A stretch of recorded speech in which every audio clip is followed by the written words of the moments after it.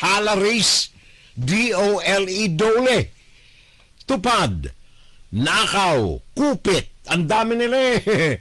Ang dami nila. At yan ang pag-uusapan natin mga kababayan dito sa ikalawang bahagi ng ating Fun Saturday. Ito ang ating puso sa puso na usapan. Puso ko sa bayan ko. Ito rin ang tinig ninyo, tinig ng ating mga kababayan. Tinig ng Pilipino para sa Pilipino. Ang ating pakikipag-ugnayan, puso sa puso, damdamin sa damdamin, tao sa tao. Ang ating Ugnayan, pakinggan.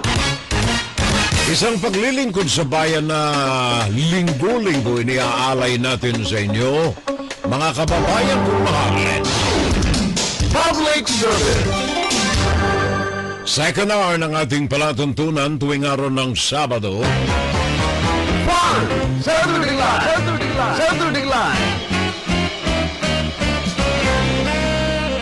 At ito ang second hour ng ating Views in the News.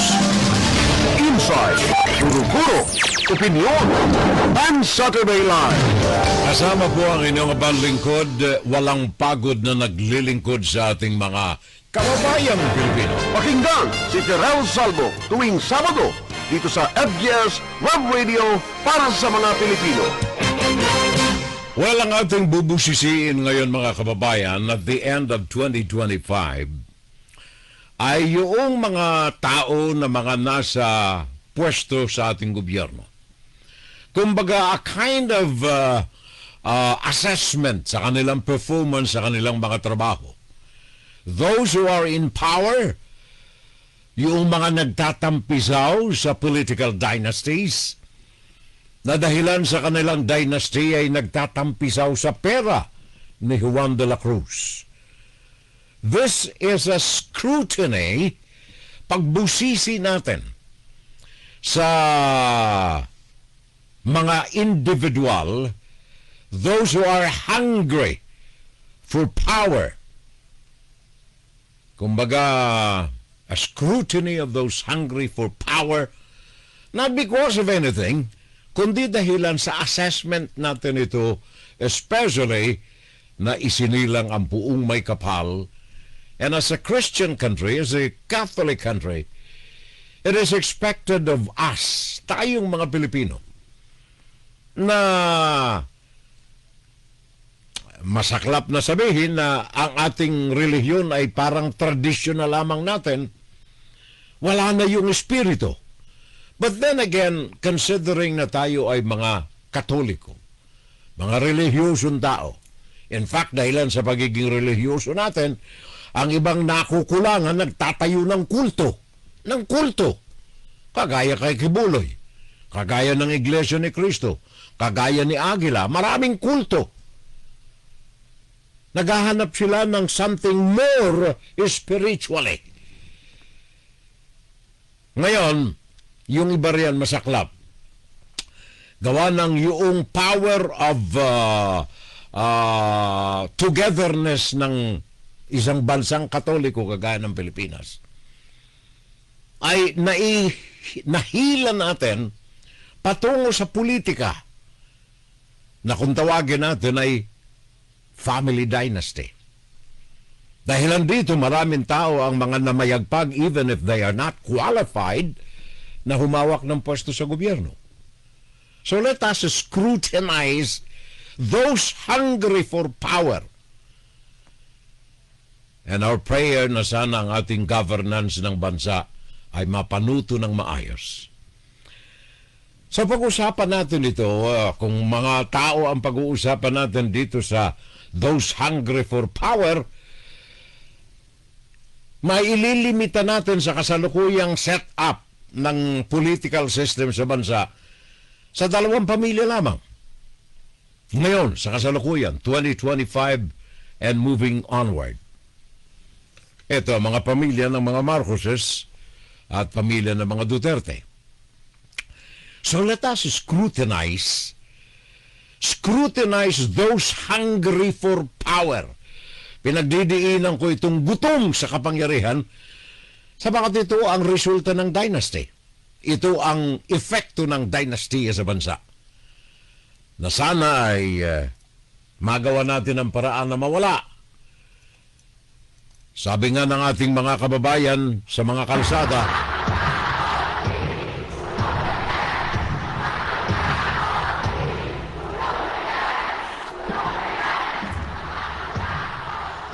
so, simulan natin ang dissection.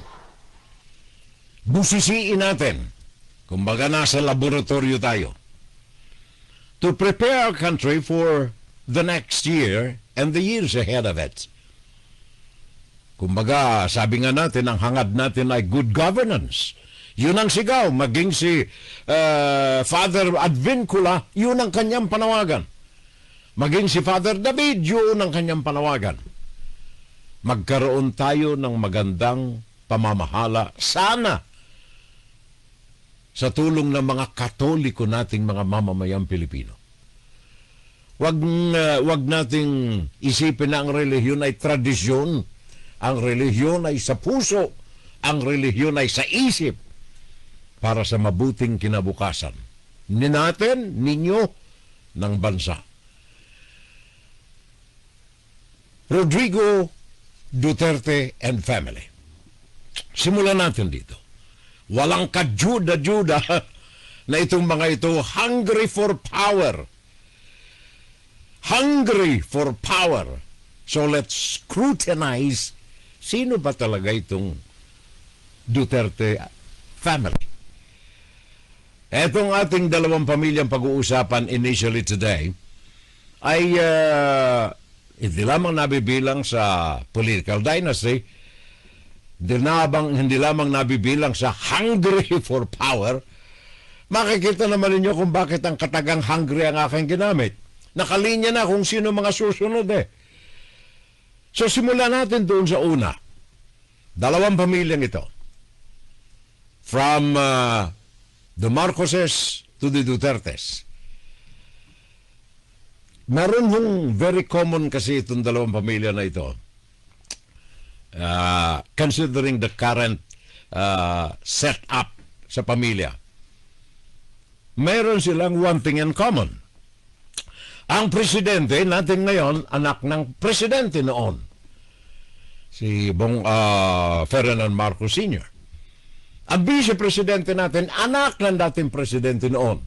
So kung tayo ay magbubusisi ng kasalukuyang takbo ng gobyerno upang ipaghanda ang Pilipinas sa darating na panahon, hindi natin maiiwasan na balikan yung mga nakalipas.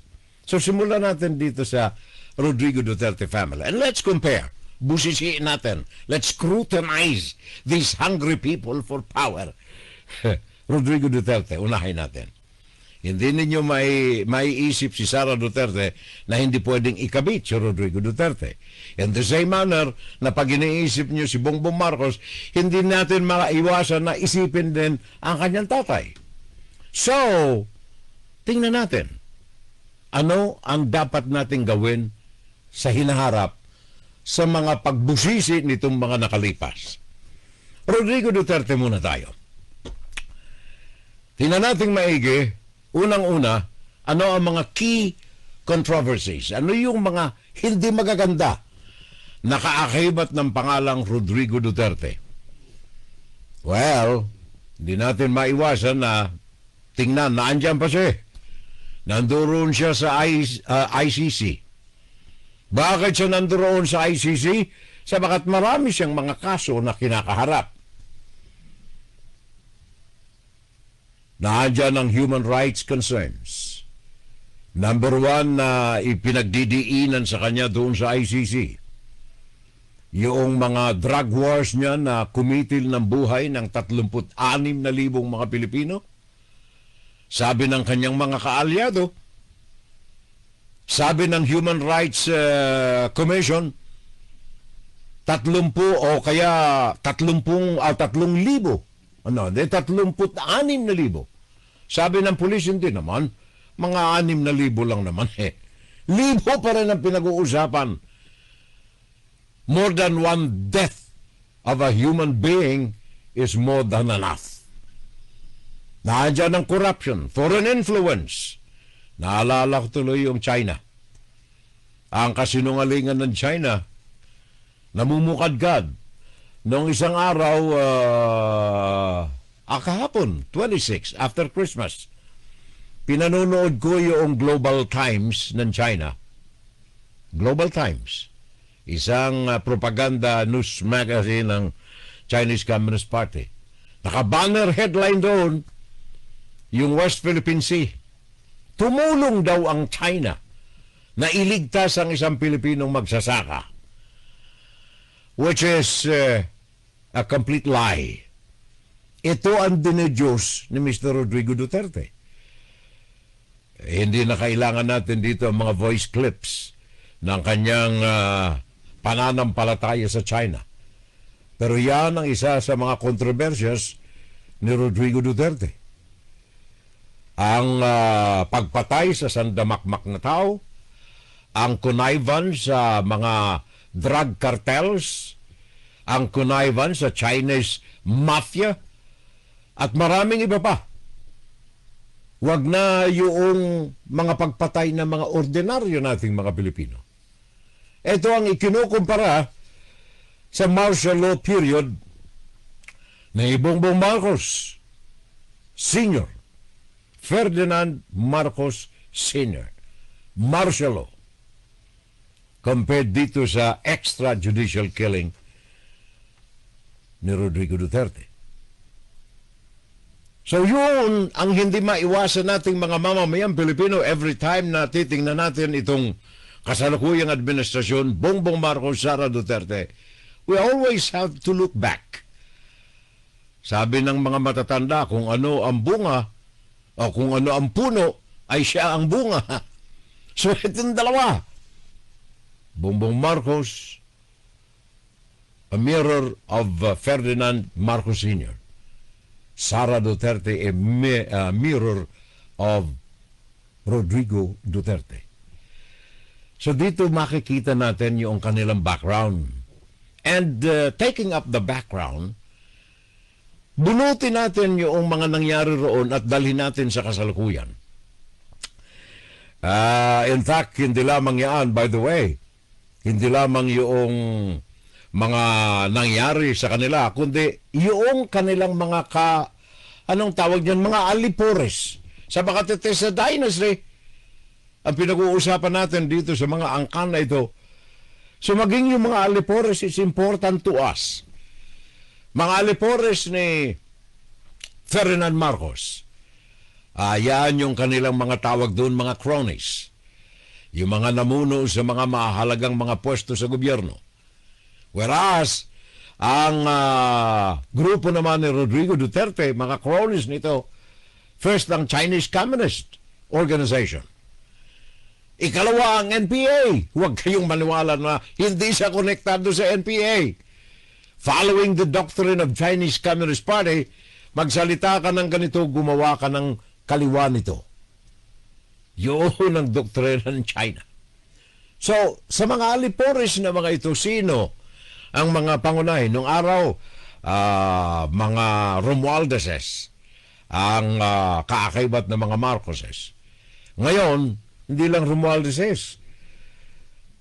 Kung ang titingnan natin yung mga existing personalities, mas nakararami itong kay Rodrigo Duterte. Sino itong mga linked? Sino itong mga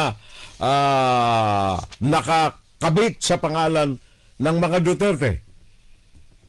At sabihin ninyo kung mabuti o hindi. Apollo Kibuloy. Malaki ang koneksyon ng mga Duterte kay Apollo Kibuloy. In fact, tingnan ninyo kung may mga isa man lamang sa mga itong babangkitin kong mga pangalan ang maaaring magbitaw ng mga masasamang katagalabang kay Kibuloy. Nope. Bakit? Sa bakit ito ang right hand? Naalala ninyo, caretaker ng religious cult ni Kibuloy, si Rodrigo Duterte, prior sa kanyang pagkaka-aresto ng ICC. Mga alalay, Team Duterte, kung tawagin natin, Team Duterte, Apollo Kibuloy, Asan ito ngayon? Nakabilanggo. Bakit? Wanted ng Amerika. Maraming mga kaso sa Amerika. Nasa wanted list ng FBI, Apollo Quiboloy. Human trafficking, coercion, financial fraud. O ilan lamang ito ang kaakaibat sa pangalan ni Apollo Quiboloy. Number 2, pinag-uusapan natin Team Duterte muna. Ronald Bato de la Rosa, asan ito? Nahalal ninyong senador. Nawawala. Bakit nawawala? Takot na managot sa mga pagkakasala sapagat siya ang tagatupad ng utos ni Mr. Rodrigo Duterte sa kanyang Operation Tukhang.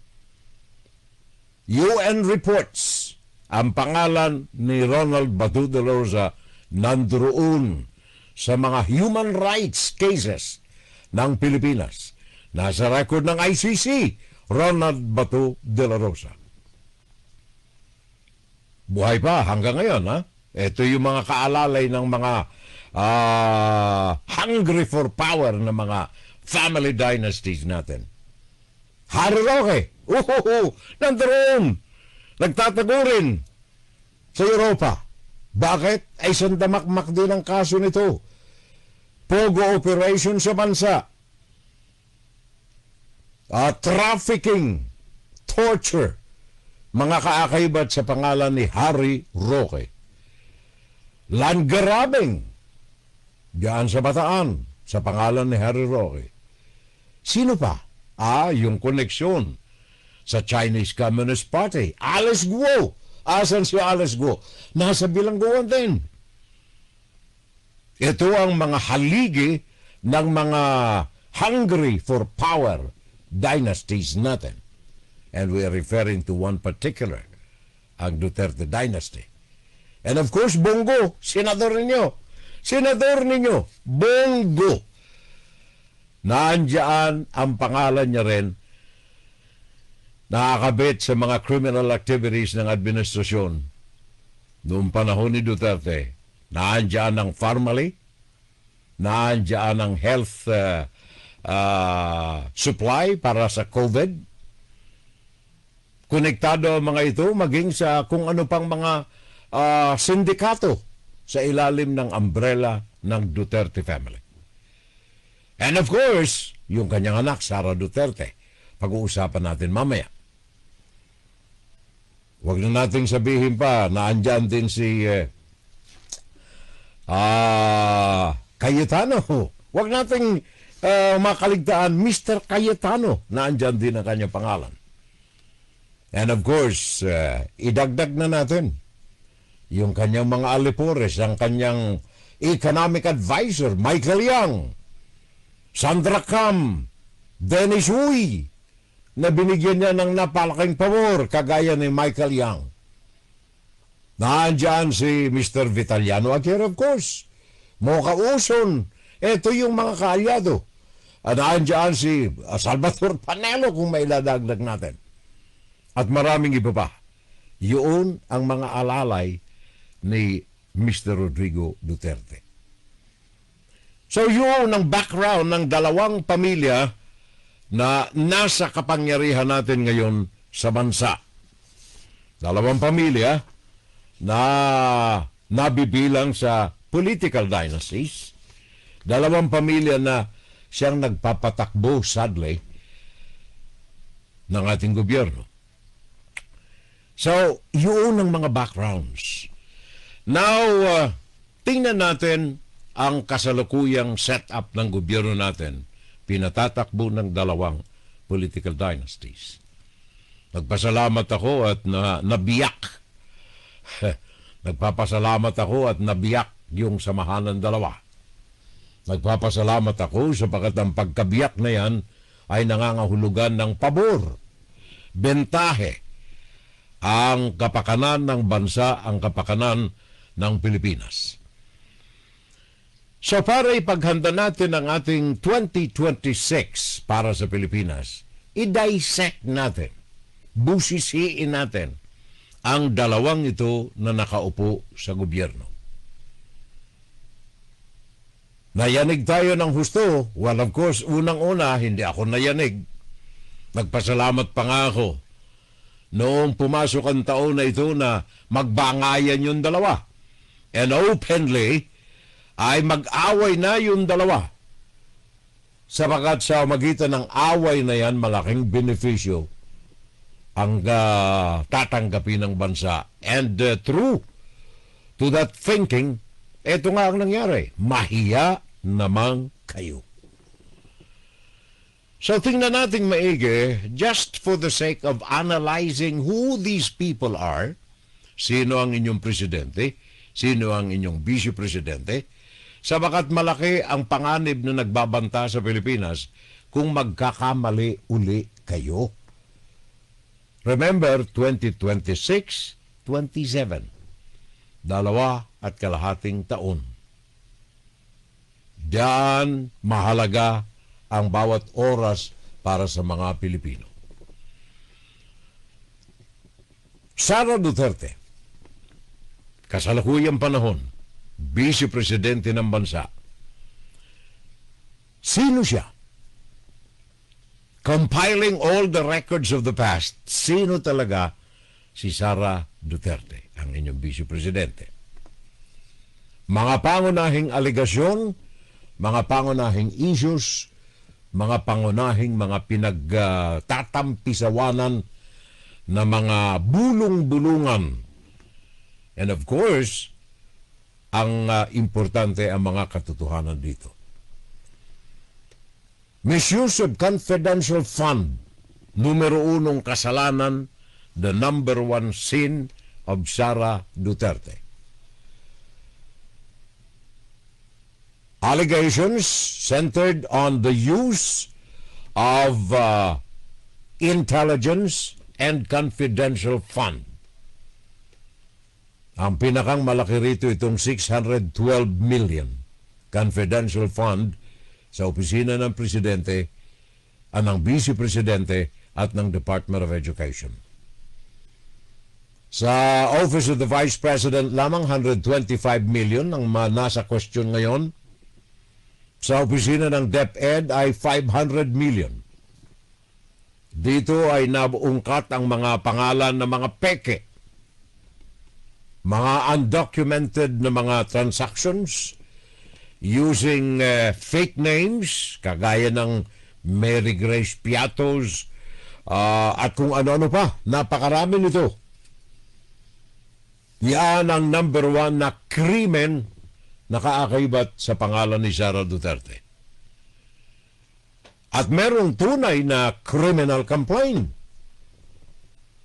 na naharap si Sara Duterte. Civil society group and activist organizations. Multiple criminal complaints filed against Vice President Sara Duterte, including plunder, graft, and malversation against Duterte and her staff in 2025 Office of the Ombudsman file. Di lamang itong misuse of confidential fund, kundi formal criminal complaint sa Ombudsman.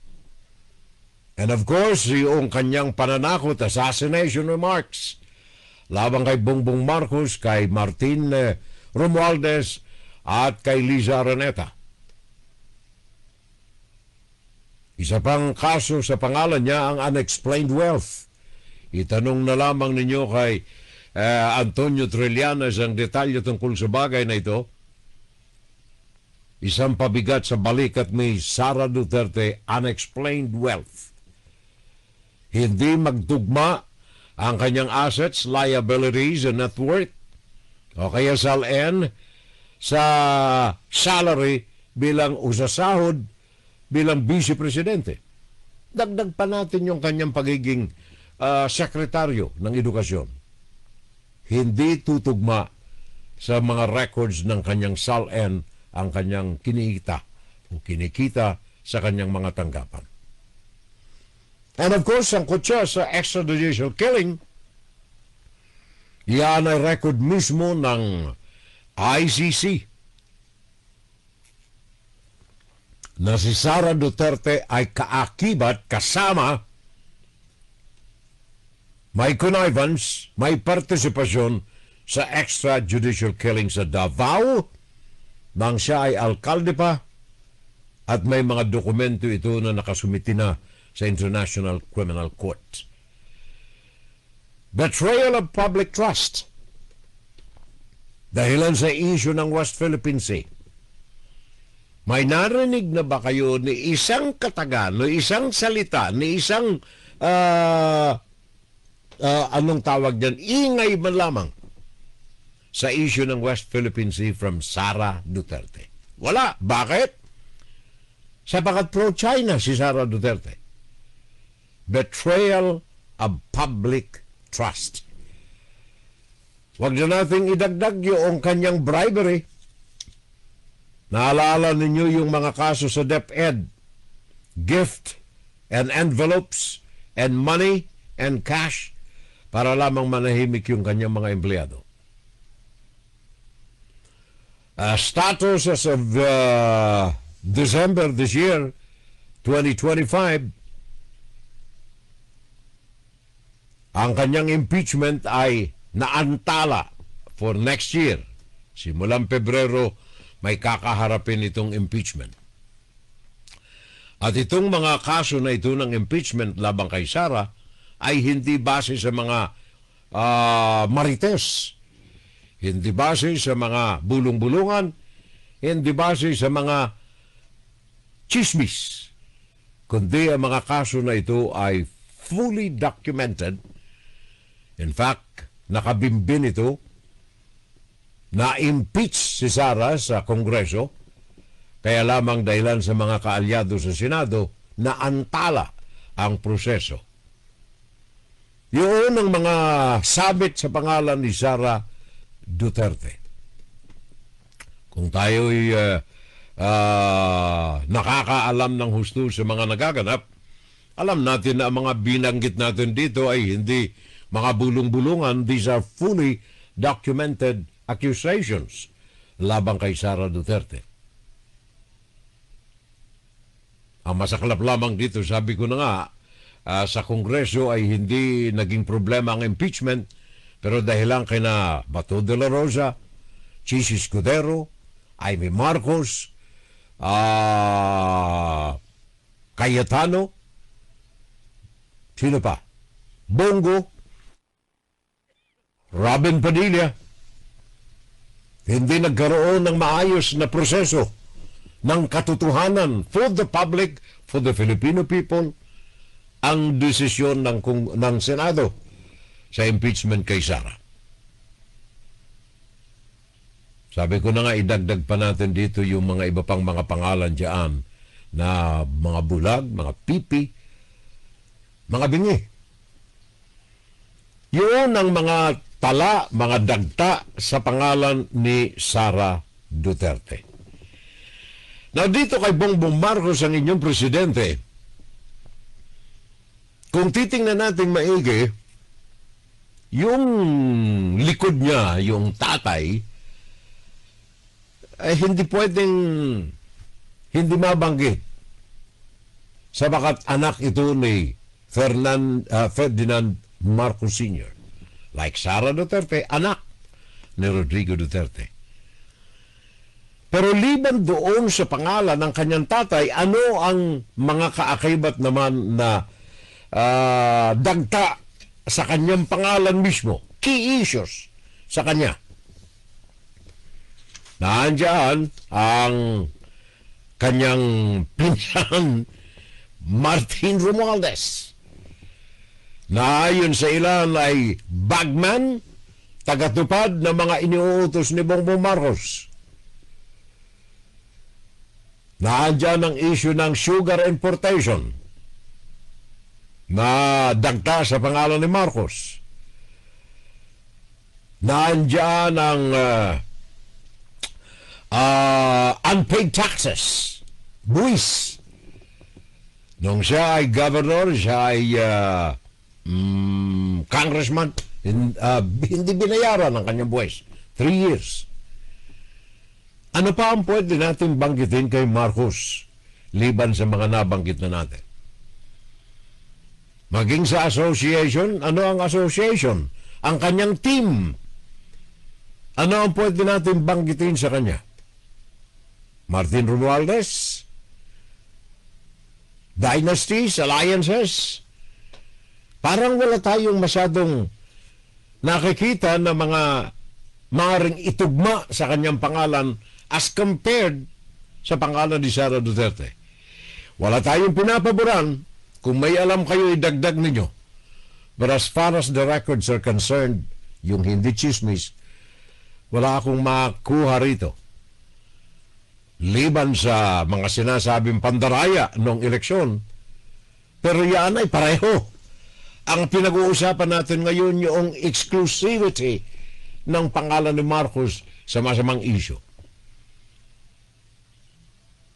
Wala tayong makita. However, hindi rin santo si Marcos. Pero kung titingnan natin maigi for the future of the country, doon sa mga records na nakita at napakingganan nyo at sinabi natin, malaki ang pagkakaagwat para itong distansya ng yung haba ng record ni Sara Duterte. Para ito yung Mariana Trench, kung tawagin natin, di ba, yung pinakang malalim na parte sa kailaliman ng lupa ng dagat natin. Ganyan kahaba ang record ni Sara Duterte. Kay Marcos, without looking back sa records ng pamilya, individual lamang, Sara Duterte, Bongbong Marcos. Ano ang pwede pa nating idagdag kay Marcos liban sa mga nabanggit ko na? Nakikita natin, ito just to be honest in the discussion, ang kanyang legacy lamang ang questionable. Pag nababanggit ang pangalan ng kanyang tatay, ang martial law, ang laging kakabit dito, iyaan ang masama. Yun ang madilim na bahagi ng kasaysayan ng bansa. Pero sa kasalukuyang mga hungry for power natin, na mga nakaupo sa pwesto, Sara Duterte, Bongbong Marcos.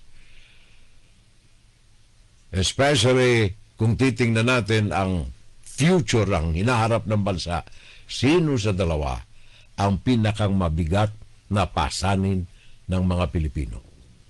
Tinitingnan ko maigi dito, wala na akong maidagdag eh. Maging yung mga flood control projects na ito, hindi natin pwedeng ituro si Bongbong Marcos sa mga issues na ito other than kapabayaan sa paglilingkod sa o pagbusisi sa korupsyon sa bansa, pero hindi rin natin pwedeng ituro sa kanya. Lalo pat siya ang nagbukas ng baho ng mga corruption ng mga ahensya ng gobyerno. Mahiya naman kayo. Yun ang dalawang powers na nandyan sa kapangyarihan ngayon. So kung itong dalawang ito, hungry for power ang pagbabatayan natin, sino ang lesser evil? Sino ang hindi masyadong makasalanan sa dalawa? Well, of course, si Marcos hindi na pwede sa 2028. Hindi na siya pwede. Ang termino ng kanyang pagiging presidente limitado. Si Sara Duterte, meron pwesto na maaaring kaluklukan sa Malacanang. So, kumbaga, pag-iisipan natin maigi, meron tayong dalawang political dynasties sa gobyerno ngayon. Ang isa ay hindi na pwedeng tumakbo sa presidential office, yung isa may pagkakataon na tumakbo. Pero ito ba ang kinabukasan ng Pilipinas? Sa hilera ng sandamakmak na mga kasalanan na ito ba ang kapalaran na naghihintay sa inyo sa Pilipinas? Sabi niya, oposisyon siya. Hindi naman pwede natin sabing oposisyon ito eh. Oposisyon ito personal kay Marcos, pero hindi ito oposisyon sa pagkatao ng Pilipino. Hindi kumakatawan ito sa posisyon ng mga mababuti na mga Pilipino. So kung titingnan ninyo maigi, the scrutiny of those hungry for power, hindi naman talaga po pwede na. Sa kasalukuyan, bigyan natin ng pagkakataong malinis ang gobyerno sa magitan ng mahiya naman kayo. We need the support of the judiciary. We need the support of the legislative department. We need the support of the Filipino people. Sa kasalukuyan at sa hinaharap. Sa hinaharap, wala tayong nakikita sa dalawang super hungry for power na ito. Kailangan natin ng alternatibo. Kaya, kung makikita ninyo sa aking mga ads dyan, sa aking posters, nabanggit ko itong Robredo. In fact, ang title ng programa natin ngayon is A Scrutiny of Those Hungry for Power, A Christmas Wish for Good Governance. Duterte, Marcos, Robredo. Bakit ko sinama rito si Robredo? Not necessarily na siya ang kailangan nating maging presidente, but because ang record niya ang makapagsasabi na ito ang tunay na kinatawan, the true representative of the Filipino people. I am not endorsing sa Leni Robredo. Nope, hindi ako nag-i-endorso sa kanya. Binanggit ko lamang ang pangalan na ito as a representative of the quality of leadership na kailangan ng bansa natin sa pagdaus-dus ng panahon. Leni Robredo generally is the representative of the political opposition in the country. The true representative of political opposition in the country. The true representative of democracy advocacy. The true representative of human rights in the country. Hindi necessarily na si Robredo ang maging pinuno ng bansa kung ayaw niya, but at least this is a representative of what the Filipinos need in the country in the future. Let's say, for example, na si Robredo ang pag-usapan natin bilang isang kinatawan ng leader na kailangan ng bansa. Abogado, isang naupo bilang vice-presidente ng bansa na merong unquestionable performance maging sa record ng Commission on Audit, maging sa record ng international watchdogs. Maganda ang pangalan ni Leni Robredo. Again, uulitin ko, hindi ko ini-endorso si Robredo. Ginagamit lamang nating katawan, representative, kinatawan ng tunay na leader na kailangan ng bansa ngayon. Sa kanyang panunungkulan, wala tayong nakitang masama na record. Wala tayong napansin na sangkot sa anomalya. Yung mga nasa gobyerno at the time, Rodrigo Duterte, itinuturo siya red tagging. Remember that? Red tagging. Kasi wala siyang maituro na pwedeng ikaso labang kay Leni Robredo o kaya ipansin kay Leni Robredo. Wala ni record sa mga anomalya sa gobyerno. Kung uuwi ng Bicolandia from Manila, sakay ng public utility bus. Kung may pupuntahang mga funksyon, wala siyang sandamakmak na security guard, dalawa the most, tatlo the most. Ikumpara mo kay Sara Duterte. Dati 700 security forces ang umaalalay sa kanya. Nung binawasan at napansin ang kanyang grabeng batalyon ng security, naging 350. Sa kasalukuyan ang nagbabantay kay Sara Duterte, 350 security men. Hindi yan ang kailangan ng ating gobyerno, hindi yan ang kailangan ng ating Juan de la Cruz. At maging sa company, the team ni Leni Robredo, sino ang makakaagapay nito? Nandiyan si Risa Hontiveros, which is another potential. Malinis ang pangalan, malinis ang pagkatao. Nandiyan si yung oposisyon na nahalal, Bam Aquino. Yun, mga kaalala nila yan. Si Kiko Pangilinan, ng kanyang naging kandidatong vice-presidente. These are the people behind Robredo. Mga tao na siguro naman wala tayong masabi hanggang sa kasalukuyan. And then of course, sa kanyang likuran, napansin naman ninyo noong eleksyon ng 2022, ang taong bayan, ang simbahan, ang mga organisasyong siviko sa iba't ibang sektor ng lipunan, kaagapay sa likod ni Leni Robredo. Again, ulitin ko, hindi ko ini-endorso si Leni Robredo. Ginagamit ko lamang ang kanyang pangalan bilang representante, kinatawan ng dapat na leader ng bansa na inyong hanapin na as early as now in preparation for the coming years on behalf of the Filipino people. Sa mga nandyan sa gobyerno natin ngayon, wala kayong maaasahan.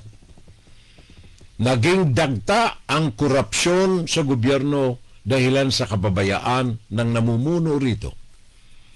Nagkaroon tayo ng talamak na ghost project sa DPWH sabagat ipinaubaya sa mga magdarambong ng inyong naging presidente ang gawi, ang ugali, ang asal, ang pagtrato ng mga empleyado sa gobyerno sa pera ng taong bayan.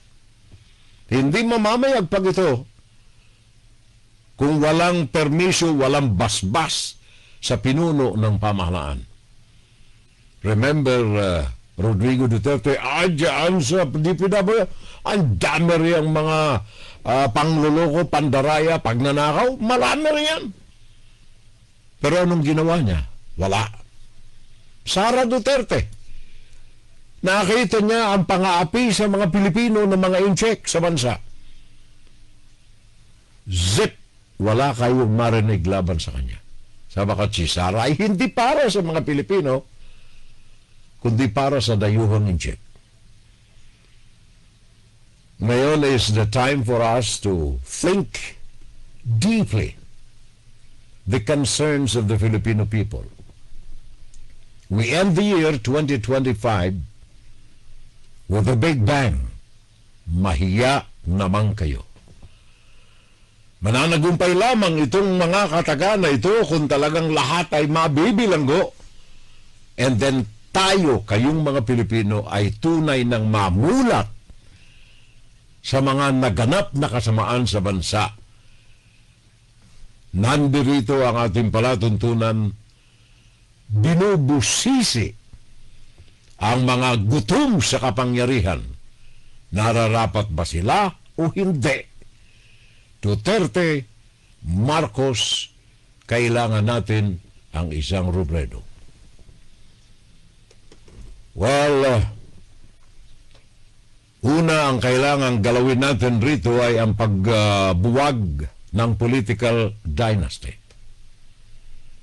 Sabagat ito ang ugat, ito ang punot dulo ng labis na kapangyarihang ipinagkakaloob o kinakamkam ng mga namumuno sa ating pamahalaan. Sa mga nabanggit ko, sino sa kanila ang may pinakang masamang barkada? Barkada. Gawa ng, hindi nagagawa ng isang tao ang anumang uri ng kriminalidad kung wala itong mga kasapakat. Nabanggit na natin ng mga tao, mga gahaman sa kapangyarihan, at ang kanilang mga associates, ang kanilang mga barkada. Sino sa kanila ang mapagkakatiwalaan natin para sa taong darating? Duterte, criminal elements controversies na hindi natin maampat-ampat. Records ng FBI warrants, ang international human rights scrutiny, ang POGO operations, POGO tortures, ang Chinese Squad, ang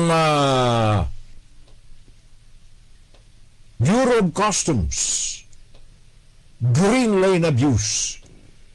Lahat ng mga ito ay nakakabit sa apelyido ng mga Duterte. BBM, ano ang mga nakakabit sa kanya? Tax issue, budget issue, dynastic issue, and then ang third force for the Filipino people, of the Filipino people, and by the Filipino people. Representative name, Leni Robredo. Ano ang nakakabit sa kanya? Yung mga red tagging, which is not a sin, na kanyang committed. Naturo siya ng mga pro-Duterte allies. Sino ba yung dati nasa LCAC? Yung babae? Red tagging, number 1. Pero sila pala ang mga pro-communists. Tingnan ninyo ang kapehan sa Quezon City. Sino ang mga guests doon? Mga pro-Chinese personalities. Kapehan sa Kamuning. There you are. Outlet ng Chinese Communist Party sa Philippine media. Propagandista ng Chinese Communist Party. Doon din ang gagaling ang red tagging nung araw. Panahon ni Rodrigo Duterte. Maliwanag po, mga kababayan, na kung maliwanag lamang sa pananaw natin, kung nakabukas lamang ang ating mga mata, kung nakabukas lamang ang ating mga tenga, kung ang ating mga ilong ay capable of sneezing and sniffing ng maayos, maluwag, at kung ang ating bibig ay naibubukas natin para sa katotohanan, then the country will be a superpower in the years to come. Kailangan lamang natin ang tamang leader. Kailangan lamang natin ang tamang personality. Sabihin na natin, gutom siguro talaga ang mga gustong mamuno sa bansa, but among those hungry for power, ang piliin natin ay yung of the Filipino people, and by the Filipino people, and for especially the Filipino people. Yun lamang siguro ang pwede nating mapag-usapan. Yun lamang siguro ang pwede nating alagatain sa pagwawakas ng 2025. Ang paghahanda, preparasyon para sa 2026 and beyond. Kailangan ay busisiin natin. Let us scrutinize ng talagang matindi. Who are those hungry for power, are really qualified to be in power? Kailangan ba natin uli ang isang Duterte o ang isang Marcos, o kaya kailangan ng palitan ng isang Robredo? Nasa kamay po ninyo ang kinabukasan. Puro-puro, opinion, and Saturday Live. Insights para sa mga Pilipino. Inside, puro-puro, opinion, and Saturday Live. Ang mga pananaw ng inyong abang lingkod. Pakinggan si Terrell Salvo tuwing Sabado dito sa FGS Web Radio para sa mga Pilipino. Dito lamang yan sa ating palatuntunan tuwing Sabado. Saturday Live! Saturday Live! Ang palatuntunan para sa puso ng bawat Pilipino. Puso ko sa bayan ko! Sa baka dito, ang tinig ninyo. Tinig ng Pilipino! para sa Pilipino. Ang ating paraan, ang ating pakikipag-ugnayan sa madlang kabayan. Ugnayan, pakinggan. At isang paglilingkod sa bayan. Public service. Listening to you again here in Fort Lee, sa New Jersey, ang ating Bishop